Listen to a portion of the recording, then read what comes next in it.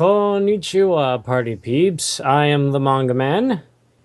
And here with me on this very special episode of Equinimation slash Weebros slash This is the Now the MangaMan podcast. Oh dear, what's up, party peeps? What you call your viewers, right? Party peeps? Yeah. What's up, party peeps? The former man with Super Saiyan swagger, formerly known as Pony Vegeta, Chris Brackin here, ready to release the Brackin all over this podcast. And it's me, Krystal, or you can just call me Kitty, Kitty on a Leash, SheTech.com. Yep. Plug. And today we are going to be talking about the latest in the Dragon Ball Z line of films, Dragon Ball Z Resurrection of F. What does that F stand for? Well, only time will tell, as we all describe our own personal opinion of the of this latest movie. And Brackin, do you want to start off? I'll give you a hint. It doesn't stand for fried chicken. Damn it! Looks like we all missed out on this one. Yeah. As the local hardcore Dragon Ball Z fan, yes, I will start things off. Well, unless you've been living under a rock, you should know that the F, of course, stands for one of the greatest Dragon Ball Z villains ever. It was many people's favorite Dragon Ball Z villain, the infamous terrifying something. I lost my train of thought and it derailed right onto my tongue. The terrifying Lord Frieza.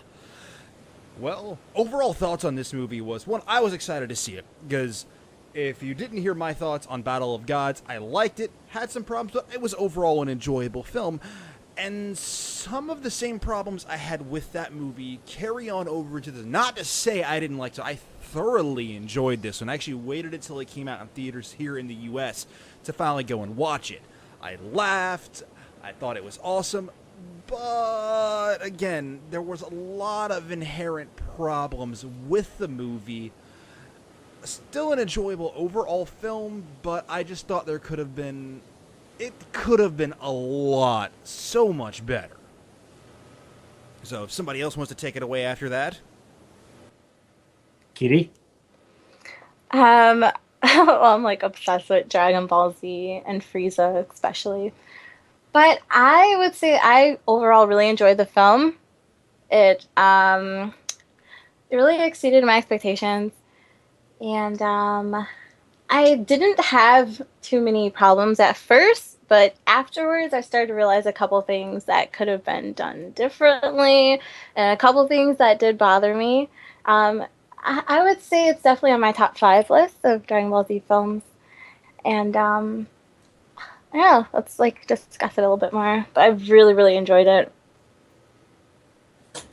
And finally, MangaMan's thoughts. Thank you, MangaMan.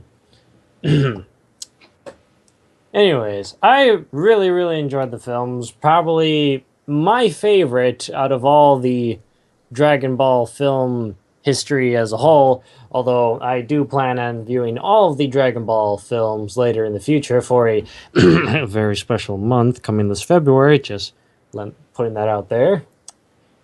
Be on the lookout. Anyways, but yes, I didn't feel like there was necessarily problems, but there are some things that I felt could have been better or worked on a little bit more. And Brackin, what were the problems you saw in the film? Well, again, I preface saying I loved the movie. It's just one of the major problems that I had with the film from start, well, not necessarily from start to finish, but kind of became obvious about halfway through the movie was there was never any real source of tension. You're just watching what's happening. You're not wondering, how is it going to end? How are they going to beat him? Or are they going to beat him? Is it going to carry over into the new series Dragon Ball Super? It's just, there was never any true source of tension throughout the movie. Because the whole time, You know, you've got Goku fighting Frieza whenever Frieza finally makes his big return for the big Oh, fight. sorry. One last thing. For anyone that has not seen the movie, major spoilers we are about to say. So if Oh, yeah, totally forgot to say that. yep. So if you haven't seen the movie, definitely check it out, whether it be in your own local town or online, whichever you prefer, English or Japanese. But yeah, Yeah, if you definitely. have the ability to go watch it in theaters, by all means do. It's a wonderful thing. It was good to go see. I don't regret seeing it, despite my problems with the movie. Again, Right. Sorry to interrupt. oh, Continue. it's okay. That was totally necessary. But anyway, it's like from the moment Goku is fighting, everyone, even if you're living under a rock, you already know by this point that Goku has managed to tap into his god powers on his own. It's something that they've already let us know in advance before the movie was even out. And we already know that Vegeta's done the exact same thing. It wasn't some grand reveal what they tried to treat it as in the movie, which is another problem I had with it. But because of this, we know the whole time, okay, Vegeta's just sitting on the sidelines. Goku's taking it to Frieza. He's losing, but at this Goku's kind of losing, but at the same time, Vegeta's just sitting there doing nothing. There's no source of tension.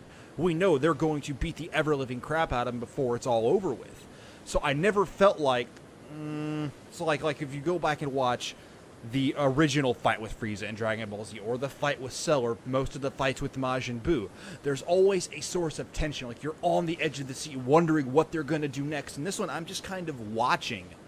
Like, all right, so when is this going to be over? I'm just kind of watching. And Frieza's like major flaw in his new golden form. Woo. Golden Frieza. Yes, golden Frieza. Gold. His major flaw was painfully obvious from the beginning for anyone who's been watching this, who's been a fan of the series from the beginning. Like me and several of my friends that went to go see it just kind of looked at each other like, yeah, we already know we pretty much picked out what was going to happen, because it's the same bloody thing they did the first time he showed it when he went to 100% power. You know, he's burning through too much power too quickly. It's causing backlash on him. So, okay, so Goku's kind of losing, but we know already that he's going to come out on top because Frieza's not going to be able to maintain this for the same period of time that Goku can his form, or Vegeta can his form. And Vegeta's just sitting here waiting on the sideline the whole time, like, all right, I'm just going to wait for my turn, guys. And Even Goku points this out. Even Goku! He points out Frieza's flaw. Even he realizes it. as I said, that's because of this. There was never any real source of tension in the movie to really keep me vested and interested in the fight. It was cool looking, don't get me wrong, but the fight wasn't as exciting as I think it could have been if they'd have had like a real source of tension. Like if they had made Frieza wait longer and had proper control over his power, and if Vegeta and Goku had to team up to fight Frieza, that would have been a completely different story. But I'm rambling on and on about the same thing, so if someone else would like to talk, by all means go right ahead. Meow. Me. All right, so like you said, there definitely wasn't any tension. I felt like there wasn't really much of a threat at all while I was watching the film, because you already know what's going to happen. And my kind of problem is like really small, but like, I don't know. I feel like Gohan could have done a little bit more. Like, I kind of feel like they really didn't do much with him, and he's supposed to be so strong. And I get it, it's supposed to be Goku and Vegeta, they're like, the main characters of this film, but I just really wanted to see a lot more of Gohan. I really enjoyed Frieza in his golden form, but of course it was super predictable that he was gonna not be able to maintain it and burn through all of that. I thought that the fight was really satisfying. Wanted to see a little bit more of Vegeta. I feel like he really got like sat on the sidelines. Yeah, that was kind of like my biggest issue. I wanted to see a little bit more with the side characters, even though I got everything I really wanted with just seeing everybody kind of fight while they're stalling for Goku to come up. Um, I still think they could have put a little bit more into the ability of the other fighters. Yeah, like again, not to beat a dead horse over the head already with this same topic, but again, with Dragon Ball the series and Dragon Ball Z, we know that if worse comes to worse, they always have the Dragon Balls to bring people back to life or to bring the whole planet back or what have you. They like have tried to limit the power that the Dragon Balls can do, as they even show in the movie that the villains couldn't fully bring Frieza back to life. They could only revive him in pieces and then Humpty Dumpty him back together. So yeah, we already knew that the tension was always broken because we have the Dragon Balls. But even then, there were some parts in the series where, like, on Namek, like, yes, we have the Dragon Balls, but they only respond to Namekian speak, and we don't have any Namekians, but we have this one guy named Dende, and so on and so forth. And in this case, with them waiting for Goku and Vegeta to come back, it was a matter of trying to reach them from across the universe, which seemed pretty logical to me, not being able to get a hold of Vreeze and oh god, what's the cat god? Beerus. I'm still refusing to actually call him that. I'm calling him by his actual Japanese name, Bills. Why Beerus? That I don't, because the proper Japanese pronunciation is Birusu, so Beerus is just the easiest thing to say, even though it's supposed to be Bills. Bills. Bills! Bills! Bills! Bills! Bills Nye the Destruction God. Bills Nye Destruction God. But yeah, even like you were saying, even like during the show, even though they had the Dragon Balls, they still had strong sources of tension in the original fight with Frieza, or even with the fight with Cell. Even though they had new Dragon Balls when Cell was around, you had something that he was like, I'm gonna kill everything, then I'm gonna blow up the planet, so your Dragon Balls aren't gonna matter. And it's the same thing with Boo. I'm not going to continue to beat the tension thing over the head. That's been hammered, and I think that's going to be a lot of people's problem with the movie. But again, to touch on what Kitty was saying, the side characters are just kind of swept under the rug. Like, you just, did Toriyama, did you just, forget what these exact same characters were doing? Did you just forget what kind of power curve they've been through? Did you just forget you had Ten Shinhan put second form Cell and hold him off long enough for Android 18 to get away? Did you just forget that Piccolo was almost strong enough to tackle Perfect Cell? Did you forget Mystic Gohan? Yeah, I was. Mm-hmm, yeah. I mean, seriously, even if I'm pretty sure at this point, yes, Super Saiyan God is stronger than Mystic Gohan, but it's actually in the Japanese dub. All Gohan had to do to tap into Mystic form was to try to go Super Saiyan. That brings out the Mystic power. So, what happened there? My guess is probably married life. Gohan even himself said that he hasn't been training as much. He's been working up as a father for his daughter Pan and for his wife Videl. He just hasn't had as much time to train, and he even admitted, like, I think I could still go Super Saiyan, maybe. Mm-hmm. Yeah, and I mean, I'd expect him to be weaker, because it was the same thing after, the 7-year gap between the Cell Saga and the Buu Saga beginning. He'd gotten weaker because he hadn't been keeping up with his training. Gohan's just not, as inherent a fighter as, the other Saiyans are, who just naturally take to it. So I'd expected him to be weaker, but I didn't expect him to hit Toriyama to just kind of sweep the Mystic form up under the rug whenever he said, all he has to do is to try to go Super Saiyan, and that power comes out. It's the biggest problem with all these different forms and variants. Like, it was easy back in the day, like Super Saiyan 1, Super Saiyan 2, Super Saiyan 3, Super Saiyan 4, if you want to count GT. But now with like God forms, mystic forms, Piccolo, whatever form, Super Namekian, whatever you want to call it, it's hard. Like, the whole point of the Scouters was that they were a joke that power levels didn't matter. But at the same time, as fans of the series, we always wonder, like, what, how powerful are these characters really? Mm-hmm. Like we beat this over the head of what the things we don't like about it, because I mean those are to me those are major flaws that, had they been corrected, I think would have made the movie so much better. And I don't want to spoil like the ending as to the exact ending as to what happened, even though I saw it coming a mile away. I don't want to spoil that ending, because that's another major problem, and I'm sure you two didn't exactly agree with it either, because it was, No, again, falls along with the whole no tension thing. no attention. It just added to it. It's like, oh, let's just put this in here right at the beginning of the film. Just gonna mention this. Might Yeah. come back. So what? Let's talk about what we did like about this movie. Like, in detail, what we liked about it. I've talked a crap ton here, so if somebody else, like Kitty, why don't you start off? What did you really like about this movie?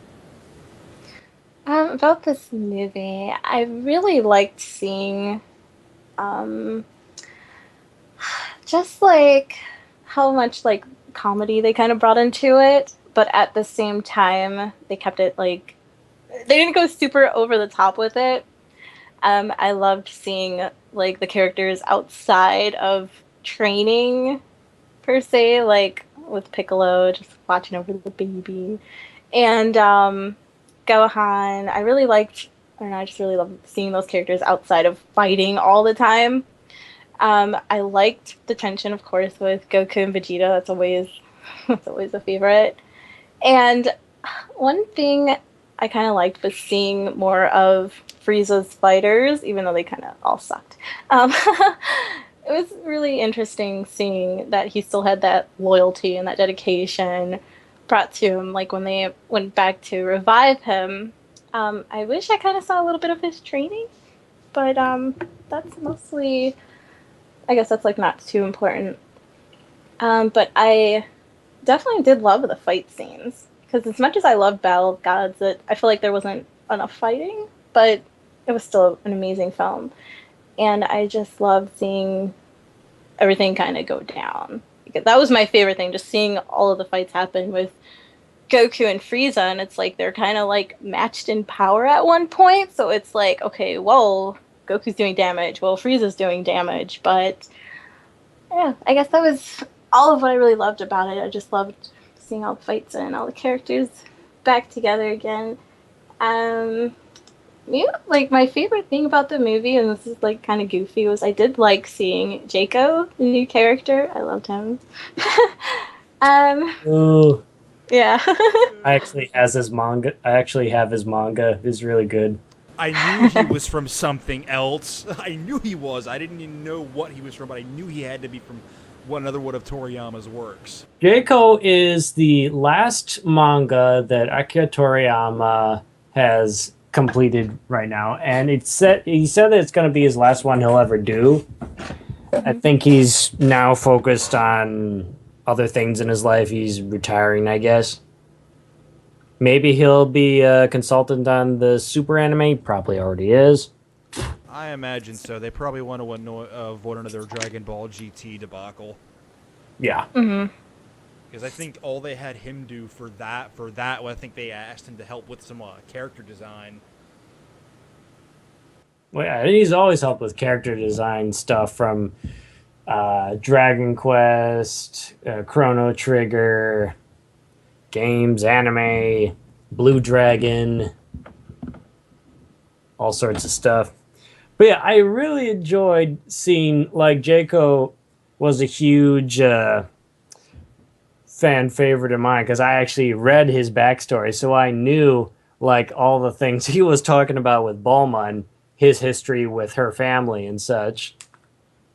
really fun to see. And he is the perfect character to put into the Dragon Ball Z universe. He's not exactly like Hercule, but he's a lot smarter than the other guys. Like, say, I'm not gonna fight this guy. Are you kidding me? There was a distinct lack of Hercule in the movie. I would have liked to have seen some of Yeah. that. All we get is a golden statue. Needs more Hercule. I mean, come on, like the major thing I loved about the movie was definitely the comedy, and I think Hercule could have just added to that, just try to tackle the little short guy that was commanding Frieza's army, Sorbet. While Frieza try to have him pick on him because he was the smallest one out of all of them, only to have his afro half burned off by that stupid ring. Or something crazy like that. But yeah, the comedy was really on point.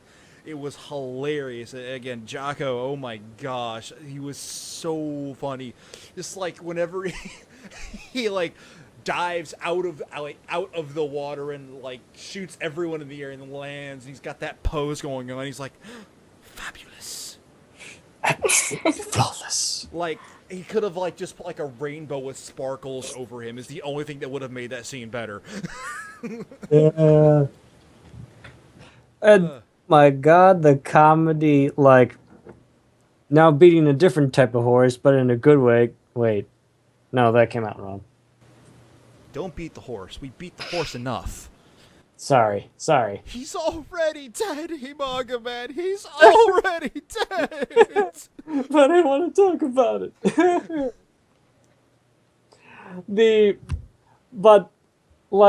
I enjoyed Battle of the Gods enough, but this takes the comedy from Battle of the Gods and amps it up and really drives it on home. Krillin, next to Jocko, Krillin was my second favorite of the comedians in this one. Just to see he's a police officer now. What? I mean, that's the perfect job for him. He'd take down every criminal, no problem. Oh, It's oh God! One thing Tien mentioned, I can't believe Oh. Moriyama actually ran with the Yamcha joke. I know. I was like, I'm sorry, I'm late. I had to make sure Chaozu and Yamcha were in a safe place. It's too dangerous for them here. Oh, Yamcha, you will forever be weaker than a Cyberman. It's never mind the fact he trained on Kinkai's planet in 10 times gravity. Oh, no, it's too weak for him here. No. Still not strong enough.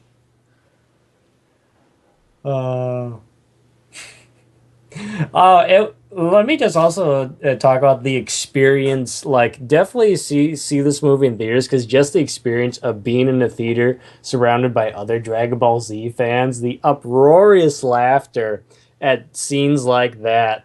Half the time you couldn't hear the next line after that, but you didn't care. It was just such a fun time, going over your shoulder, talking to a complete stranger, and commenting on the scene just prior. Definitely. That's one of the reasons I wanted to go see this, because for a lot of people are gonna have to drive 2 or 3 hours to go see this. I lucked out. I have a really huge theater 5 minutes away that was carrying this movie. So it was I had to go see it, and the theater was packed. And I went to see it at the very first showing that was available. So definitely, it's a fantastic experience. I mean, just seeing all of this happening on the big screen, something that we as Dragon Ball Z fans don't really get, because none of the original 13 movies were ever released in theaters over here. Most of them didn't even get a TV broadcast. No. Maybe on Toonami a couple of times, but that's about it. It's the first few movies up till, I want to say, Cooler's Revenge. I want to say those, up to that one. I think maybe the Broly movie got put out too. I'm not 100% certain about that. But definitely, this is well worth going to see. And you've only got, heck, I'm not sure when you're going to get this up on your channel, but it's only up until August the 12th. After that, that's it. It's gone. Till DVD do us part. Indeed. No, till we see each other again in DVD or Blu-ray. Yeah. Ah. What else to talk about? I have some other issues with it, but it's mainly just with, it's not really with the movie itself, it's more with some discrepancies between Battle of Gods and this movie as far as character traits that people seem to be taking wrong, but that's like another horse entirely. And All right. that I'm not sure I want to bring up here, because this is a review about the movie itself. So, not entirely sure I want to start punching that horse in the face. Mm. Oh, I say, bring it up, talk about it. Because these two movies, Battle of Gods and Resurrection of F, are related very closely to each other. I mean, not too many of the other movies were this close, besides maybe the Brawley movies, but that's kind of a stretch. Right. Well, I will say I'm someone who prefers watching my anime in Japanese, and that includes Dragon Ball Z, even though most people do not like the Japanese dub, especially Goku's voice. But I'm sorry, Masako Nozawa will always be the better Goku. I don't care what anyone says.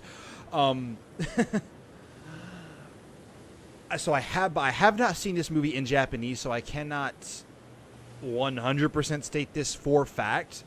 But from what I've seen between the two movies, people seem to be completely and totally mistaken about the power curve over Goku and Vegeta between Battle of Gods and this movie, because what most people are saying is this that Goku completely retained all of his god powers from Battle of Gods, and that is his new base form, and he has found a way to stack the Super Saiyan ability on top of that, so he gets like the 50 times power multiplier on top of the god form.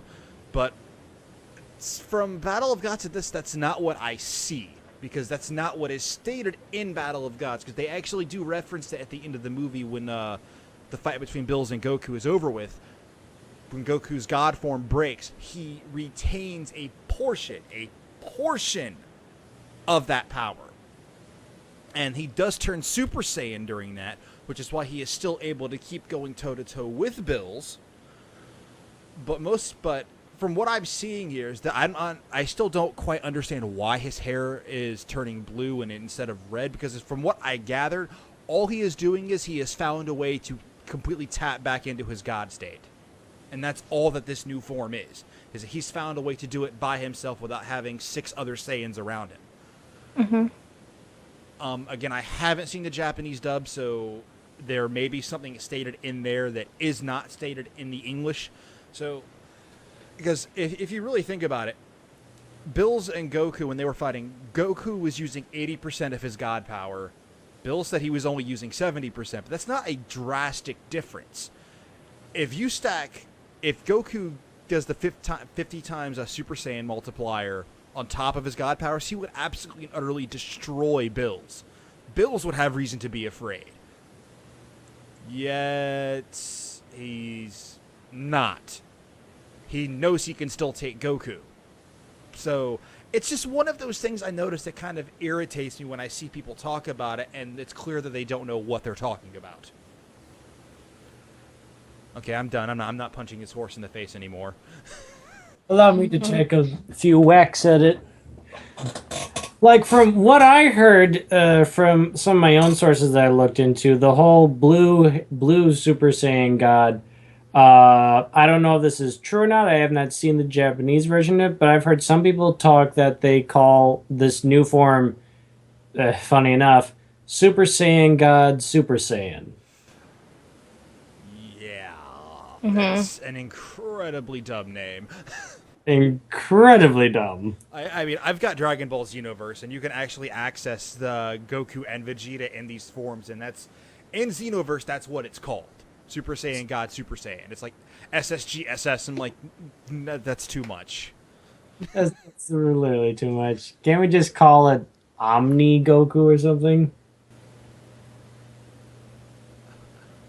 Kitty, what's your thoughts on it? Um, well, just in terms of him training Boo, I think it was kind of silly. Like that's kind of like how I feel about it. Look, I can get my hair the whole entire colors of the rainbow. Yeah, it looked cool, but I don't know. It's just one of those things I feel was kind of just like added. Like, yeah, it was like, come on. Like, I honestly like just to quote Superman from the first Goku versus Superman death battle. Are you finally running out of new hairstyles? Like, say what you will about Dragon Ball GT, but I actually felt that Super Saiyan Form 4 was a pretty good step up from Super Saiyan 3. It forgoes all the fancy golden hairstyles. I mean, honestly, what else could you do with it? And instead goes to tapping into the primal forces of the Ozaru along with the Super Saiyan persona. Exactly. I actually liked the Super Saiyan 4 form. It looked cool. Yep. And it made a little bit more sense than different dyed hair. Like I when I mean, when you I got, first saw Super Saiyan God, I was kind of like, doesn't this just look like Goku in his uh it's like it's his normal form with less muscle mass, and he glows red. yeah, like Ka The Kaioken. yeah, the Kaioken. Thank you. It just looked like him in the Kaioken, and again with less muscle mass. And actually, now that you brought that up, like, did he have less muscle mass when he went Super Saiyan God in that movie? Not in the new one, no. Not in Resurrection F. He stayed the exact same. Huh. Well, according to the movie, he and Vegeta had been training with Whis a lot of times since Battle of Gods, we can assume. Right. Yeah, that is something that is stated that they had both been training for a while with Whis. Whis. Whis. I just love that name. Whis. Whis. I'd like some whipped cream, Whis. And something else I did like about the movie is again, this goes along with the comedy aspect. I still like the fact Bills is Bills, just like he was in the first one. He's just there. He's not evil. He's not planning to destroy everything, though he might if you don't give him his ice cream. Oh, yeah. He's kind of like Boo, but less childish. Yeah. Boo as we see him now, not Boo as we saw him before. And it was also a distinct lack of Majin Buu in this movie. That was another thing. Like, Yes. what the heck is Boo? I mean, at this point, you're literally talking about a character that would have been stronger than everyone but Goku and Vegeta. Frieza even brought up that his father told him never to mess with Bills or Boo. Like, wouldn't that be fun? Boo versus Frieza. Boo probably could have taken Frieza in his first form. And you know what? I think that would have been something else that would have been nice to see. That I think would have added to the tension of the movie is if they could have actually had everyone fight Frieza in his first form. Like Frieza says, you know what? I'm not gonna wait for the two monkeys to show up. I wanna make them both suffer. So I'm gonna kill everyone they know about first, and I'm gonna let them find their bodies. Stop it with the bold one. Exactly. Wouldn't that have been funny?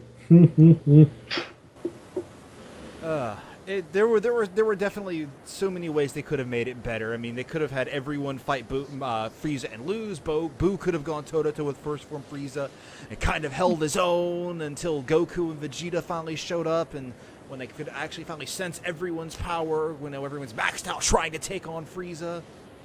Or maybe he gets distracted by the big ice cream that Bulma brought for Whis.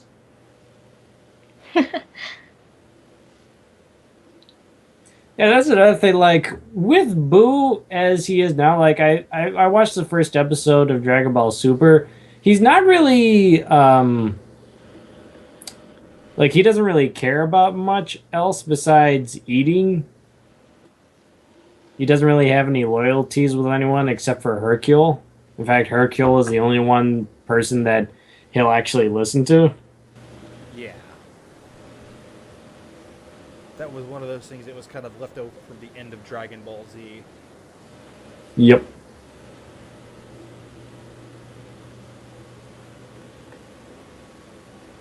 Meow. Hmm. Well, of course, I would have loved to see Majin Buu in this film. It would have been maybe 10 times better than it already is. But I just don't really understand why he wasn't in the movie at all. Not even for a second. Speaking of which, a character's not in the movie. Goten and Trunks weren't in the movie Yeah. either. Yeah. And that was just a complete. Some of the side characters, and I don't want to continue to beat dead horses because this is something I mentioned in the battle in the Battle of Gods review we did not last year before last. Wow. Bulma. Like when Bulma first appeared in this movie, nobody in the theater had any idea who she was. Oh, you mean how she looked? Yeah. I'm like, did Bulma? It looks like kind of like Bulma did when she was in Dragon Ball. Like, did she have a younger sister we didn't know about? A lot of people in my theater thought that it was oh, what's Bulma's daughter in GT? Bra. Oh yeah. Thought it was Bra.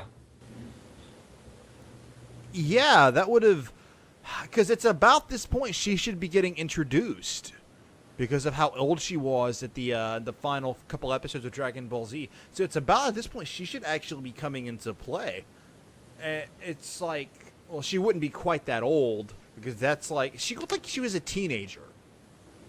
I wouldn't go teenager, maybe. Oh yeah. Well, when you also Late teens, early 20s, kind of. also you got to think of Bulma's mom, how she looks even now. Yeah, but it's like she kind of aged in reverse because she looked older in Battle of Gods. True, true. Yeah, she did. It's like, and even then, they got her age, even in Battle of Gods, when she said she was 38 years old. Nope. Nope. Just nope. Nope. A lady never reveals her true age. And then she screams in frustration that everyone's ruining her 38th birthday. I'm like, you were older than that at the start of the Boo saga. There were some discrepancies and inconsistencies in the overall, since this was directed by Toriyama. So this is this is canon with the other with Battle of Gods and with the original series. So there are some discrepancies and inconsistencies with the overarching story as to how it correlates with the original series. But other than that, I don't really have much else I can say without beating the same thing and the same thing over and over again. Final thoughts. My final thoughts. I enjoyed the movie. The comedy was on point. I would have liked to have seen more from the side characters. I would have liked to have seen a little bit more quality put into the fighting. But overall, I'm not completely unsatisfied. I enjoyed it, and I thought it was worth going to see. Good. I thought the movie was fantastic, besides a few missing characters that really should have been in there. And I really want people to go see this because it's really good. If I had to give it a rating, I would definitely give it like 8.5 out of 10, which is pretty high. I absolutely adored this movie. It's been a while since I've seen any of the other DBZ movies, though I am going to be looking at those later. Month of Dragon Ball. Coming in February. But, yeah, so far this is my favorite Dragon Ball movie. Love the comedy, it was on point. Great to see Jaco, or however his name is pronounced, in his first film portrayal ever. Maybe we'll see him in Dragon Ball Super. Who knows? How will this relate to Dragon Ball Super? Who knows? But until then, I really enjoyed it. Thumbs up. Definitely check it out. Don't stop, we're in love now. Don't stop, there's so much to be found. We will find paradise. All we have to do is go watch the show. Dragon Show! In my other pants pocket. Aha!